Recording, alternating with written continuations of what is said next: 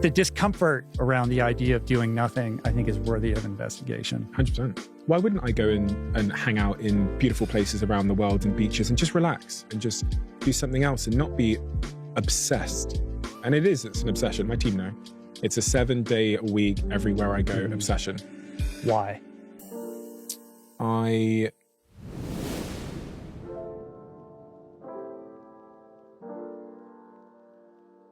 It's why on all of my desks, on my bookshelf behind me on the Diary of a CEO, I have this sand timer, because I don't believe humans can imagine infinity or finality. I don't think we're capable of such a thing.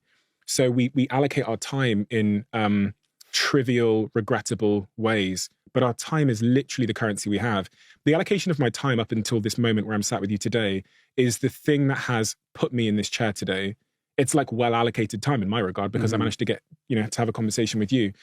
So thinking through that framework and reminding myself that, time is so precious and so finite, allows you to hopefully make decisions about what you're doing with your day that are unregrettable. I consider myself to be a guy who's trying to live the best life I can, and who has conducted experiments over the last 15 years to understanding exactly what you described, to understanding which laws and principles will get me closer to living the life I want to live. Experiments lead to failure, and the failure leads to feedback, and the feedback is knowledge, and the knowledge is power. So the thing I look at with myself is I got to conduct experiments at 10 years old about the nature of what I'm capable of. Whether it was selling the cigars my mum had bought from Nigeria all around the city and raising loads of money, or at 12 years old going to my dad, I need 50 quid because I've organised this event, 2,000 under 18s are coming at this nightclub and they need me to pay a deposit. They think I'm 18. Can I borrow 50 quid? I'll come back. Then coming back the next day with a bag of money and reaching into it and giving my dad his deposit back and going upstairs with this huge bag of money.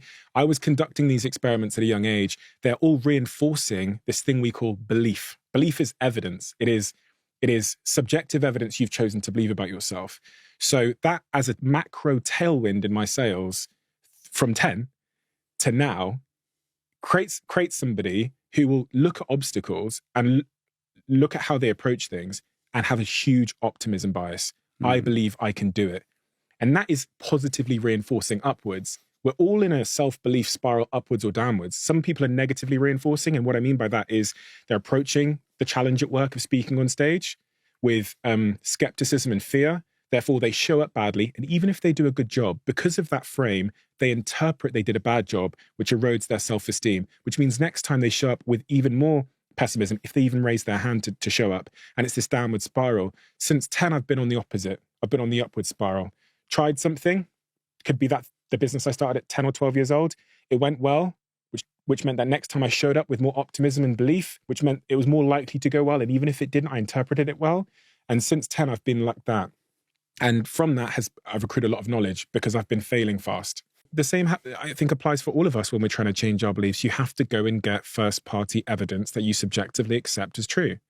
And I can expose you to first-party evidence, but you might not subjectively accept it's true. So you have to then accept that it's true. One of the things I've noticed about myself is I'm not good at overstaying my welcome in situations where I don't feel good.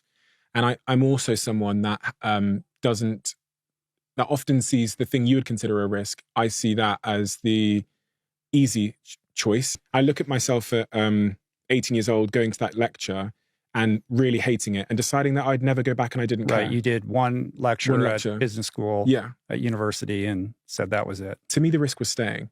But every interview I do, they say, oh, you must have so much courage. And I think the courage was staying in a situation where I didn't feel good. And then my mum calling me and saying, I won't speak to you ever again if you don't go back to university. And me being like, that's okay, she'll be fine.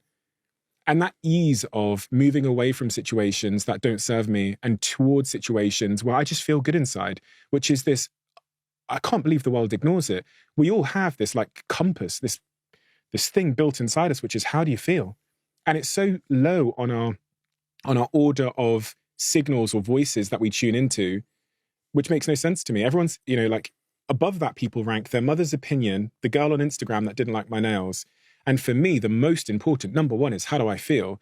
And when you apply that at a very young age, where you can gracefully move away from school at 14 years old and then get expelled, they actually unexpelled me because I was making them so much money. It's what my headmaster said on TV, and it's true.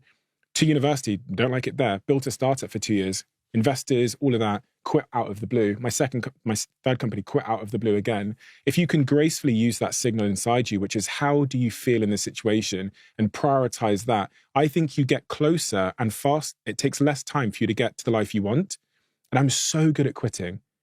Like my last company, we were about to uplist onto the second, a very large stock exchange. And I quit because I just didn't feel good anymore. And it wasn't a difficult decision for me. And if you think about what I left on the table in terms of monetary value, huge. It makes no sense as to why I quit. There was no branch I was swinging to. Just don't want to be here anymore.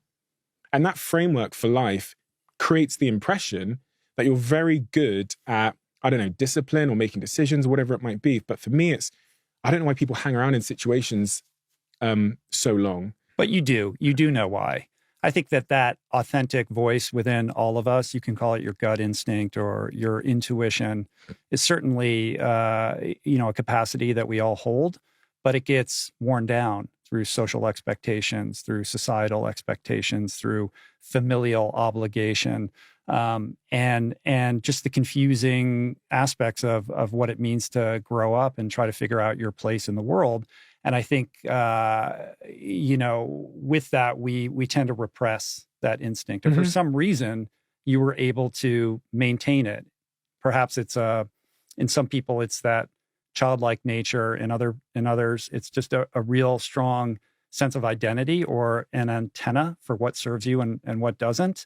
But I think it's something that you've protected, but it's something that if left to our own devices, and without proper boundaries, gets eroded.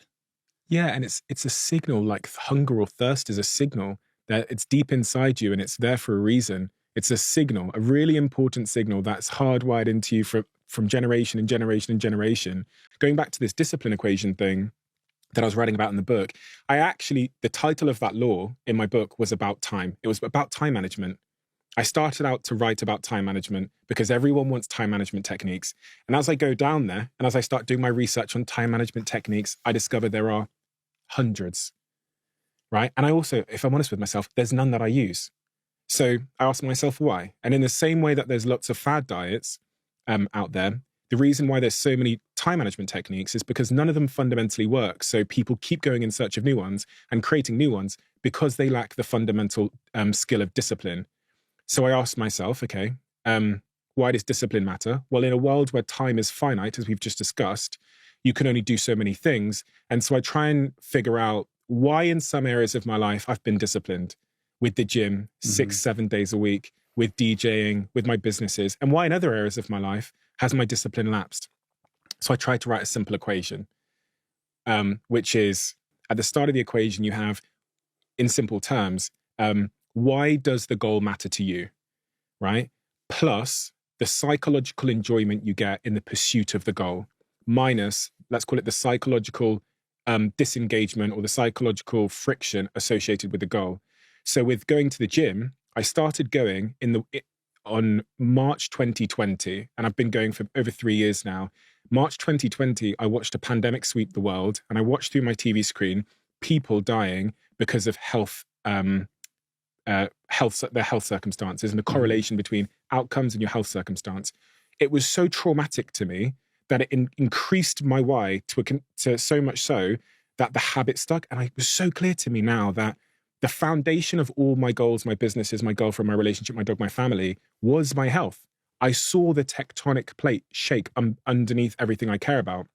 The pursuit itself of going to the gym is psychologically enjoyable as long as the gym is close and as long as it's private. So I'm not spending a lot of time just talking about the podcast with people, minus the friction associated to it. And that whole frame generally, I was talking about this last night to one of my friends, of really being cognizant that when you wake up every day after spending 8 of your, as I talk about my first book, proverbial chips on sleep, you have these 16 chips left. And how you place those 16 chips on the roulette table of life is the center point of your influence on your own life. The allocation of those 16 chips on this proverbial roulette table of life. And when the wheel spins every day, you find out the returns you've got. So these 16 chips, how do I place them?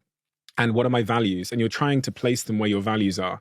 And if you land on your values, you get great returns. So when we talk about discipline and hard work and entrepreneurship and going the extra mile and staying late with your team and all the kind of things that you think about when you're trying to achieve a goal, the idea of stopping altogether to me feels like a healthy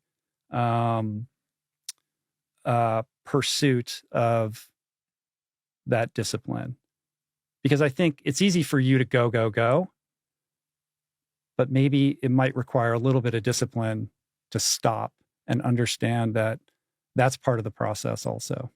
That would be the hardest discipline for me to master. Right. And it's easy to be disciplined about things other people think are hard, but are second nature to you. Mm-hmm. Real discipline is applying it against the things that you're most resistant to. In the context of that day you saw, that you've referenced in my vlog, when could I have gone to the gym? Yeah, I don't know that it happened that day. It did at 11:30 at night, but it was a 10-minute workout. So Simon invited me to the after party. I showed face at the after party for 10 minutes, maybe less.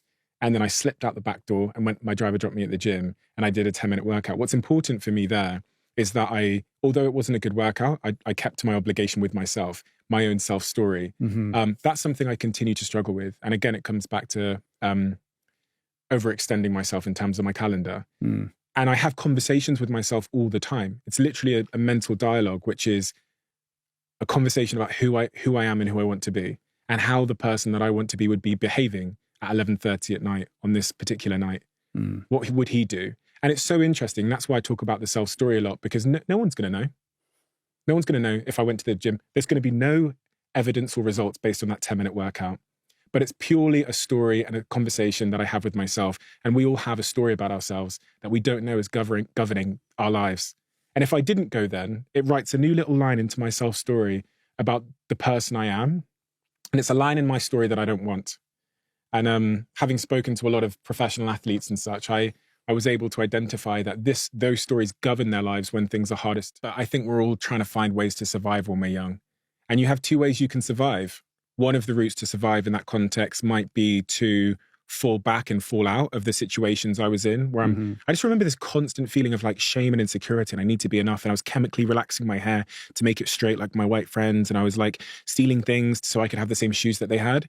That was my way of survival. It was, I will find a way, I will use that energy of shame and that motivator of shame, which Will Smith, I've heard him talk about before, and I will direct it towards fitting in at all costs. Is shame still a fuel for you? It's not a great fuel source. It's not a great fuel source because you end up aiming at the wrong things. And when you get those things, they're like mirages that just disappear in your hand as you grab them. Why do I care about being successful or being seen as successful? Why do I care about that?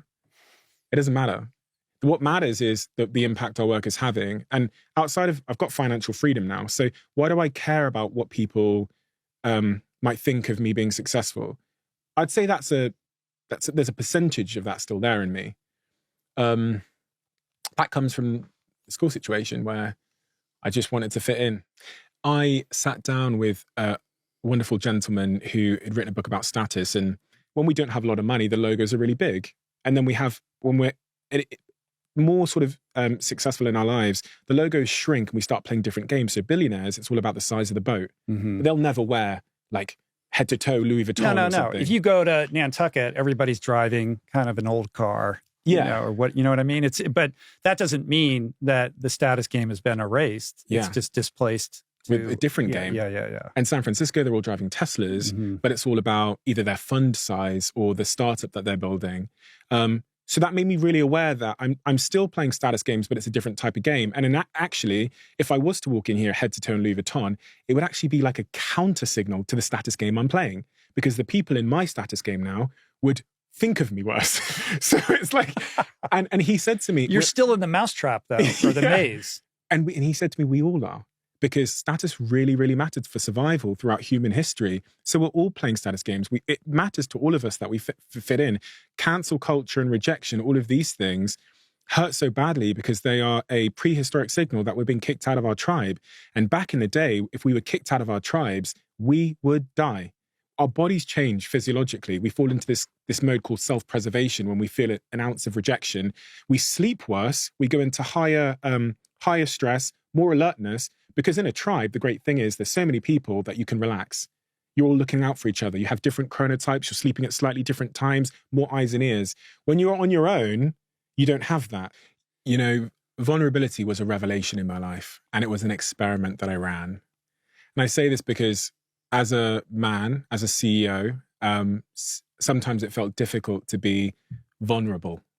And about, I'd say 5 years ago, I sat with my team and said, I want to start a podcast and I want to be honest about what's going on in my diary. And in there, it would include everything from masturbation, challenges with my mother, mental health, anxiety, regretting decisions I made that day. And I want to put it out there and see what happens. And I say it was an experiment because it's terrifying to do that. That experiment, putting that first episode out there, was the most enlightening thing I've ever experienced. I thought vulnerability was a repellent. It turns out it's the world's greatest magnet. It brings everybody to you. If you think about what's in greatest supply in the world, it's the antithesis of vulnerability. It's filtering your life and showing, the best parts of your life and that you're successful and imperfect and all of those things. That's the thing that's in greatest supply.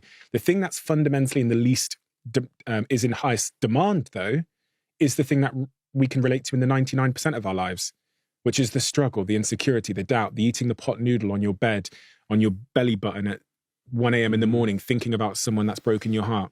That's the thing in greatest demand, but in least supply.